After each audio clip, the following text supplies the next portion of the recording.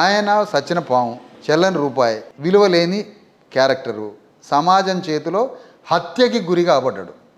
Socially morally murder అయిపోయాడు ప్రవీణ్. ఆ సచిన పాము గురించి మాట్లాడేది ఏముంది? రేపు అందరూ ఏదైనా ఎమ్మెల్యే అయినా ఆయన కట్టు బానిసాడ, ఆడ మొత్తకాడ దర్వాజా కాడ సరిహద్దు మనిషి ఆయన. ఏంది ఆయన గురించి మాట్లాడేది? ఆయన గురించి మాట్లాడే బదులు ఊళ్ళో ఎవరైనా పోరగాడి గురించి మాట్లాడు.